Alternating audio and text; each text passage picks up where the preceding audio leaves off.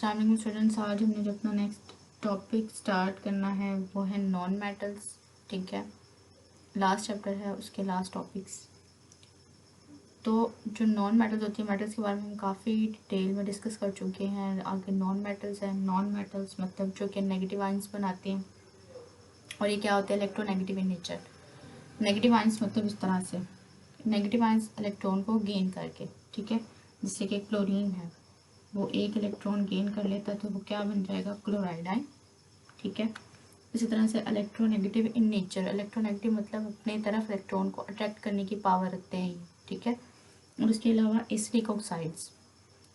Acidic oxides का मतलब क्या है कि जब ये जो नॉन मेटल्स हैं किसी ऑक्सीजन के साथ जब ये रिएक्शन करेंगी तो ये एसिडिक ऑक्साइड्स बनाएंगी, जैसे कि सोडियम है, ठीक है, या फिर और इसके साथ ऑक्सीजन अटैच हो जाए तो बेसिक ऑक्साइड्स और एसिडिक ऑक्साइड्स बना सकते हैं ये। ठीक है, तो एसिडिक ऑक्साइड्स मोस्टली ये बनाते होते हैं। ठीक है, उसके अलावा valency depend upon number of electrons accepted.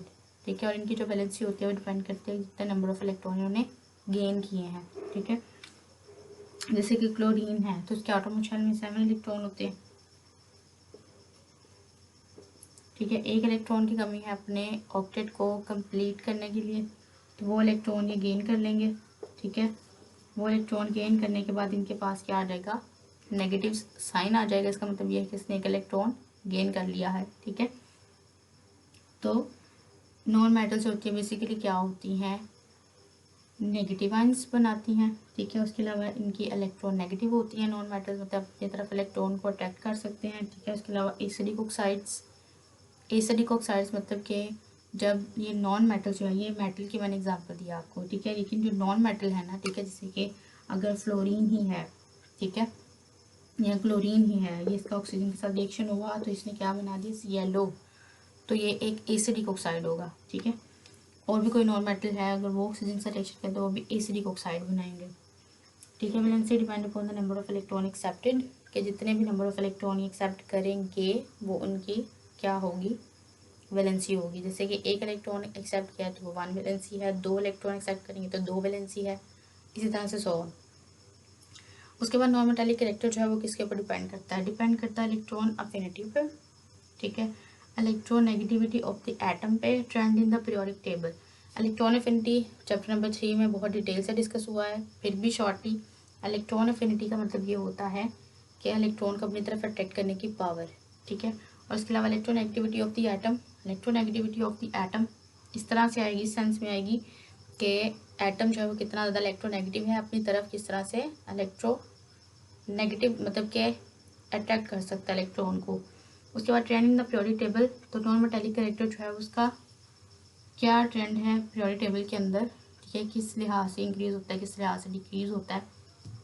तो trend in the periodic table मतलब कि ग्रुप की अगर बात करें, ये जो हमारे ग्रुप्स होते हैं इस तरह से, इसमें डिक्रीज होता है non metallic character top to bottom. ठीक है, क्योंकि टॉप टू बॉटम जो है वो इलेक्ट्रॉन को अट्रैक्ट करने की पावर कम हो जाती है, जबकि हमने देखा कि नॉन मेटालिक कैरेक्टर डिपेंड ही इलेक्ट्रोनेगेटिविटी और इलेक्ट्रॉन अफिनिटी पे करता है। और अगर यही दोनों नहीं होंगे, ठीक है, down the group size increase होता है, इलेक्ट्रॉन को लूज करने की पावर इंक्रीज होती है, ना कि एक्सेप्ट करने की। तो डाउन द ग्रुप जो है ये मेटालिक कैरेक्टर जो है, नॉन मेटालिक कैरेक्टर डिक्रीज होता है। उसके अलावा पीरियड की अगर बात करें तो पीरियड में इंक्रीज होता है, क्योंकि लेफ्ट और राइट साइज छोटा, यदि शेल नंबर सेम होता है, नंबर ऑफ इलेक्ट्रॉन इंक्रीज हो रहे होते हैं, उतना ही न्यूक्लियर चार्ज बढ़ रहा होता है, strong force of attraction on the outer most electron. ठीक है, तो पीरियड में नॉन मेटालिक कैरेक्टर जो है वो क्या हो रहा होता है, इंक्रीज हो रहा होता है।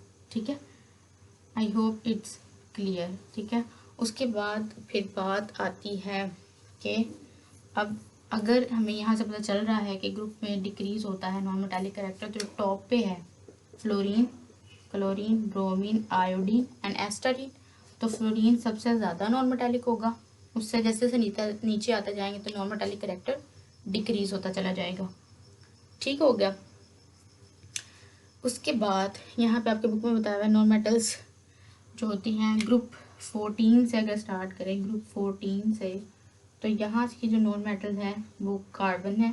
ठीक है, उसके बाद यहाँ पे वो बता रहे हो ग्रुप 14 में कार्बन है, 15 में नाइट्रोजन फास्फोरस, 16 में ऑक्सीजन सल्फर एंड सेलेनियम, और 17 में हेलोजन्स सारी की सारी आयोडीन तक, ठीक है। कार्बन 15 में हमारे पास कौन है, फास्फोरस, नाइट्रोजन एंड फास्फोरस। 16 में कौन कौन है, ऑक्सीजन, सल्फर, सिलेनियम। 17 में फ्लोरीन, क्लोरीन, ब्रोमीन, आयोडीन। ये सारी की सारी क्या है, नॉन मेटल्स हैं, ठीक है। और बाकी सारी की सारी नॉन मेटल्स क्यों नहीं है, जैसे कार्बन के नीचे वाले, तो वो इसलिए नहीं है क्योंकि वो मेटालिक करैक्टर शो करना शुरू कर देती हैं, ठीक है। और ये जो है स्पेसिफिकली ग्रुप 14, 15, 16, 17 में से स्पेसिफिक नॉन मेटल्स हैं, ठीक है। I hope it's clear. कोई इशू नहीं है आपको, कोई भी क्वेश्चन हो तो आप कमेंट बॉक्स में पूछ सकते हैं। Thank you so much for watching.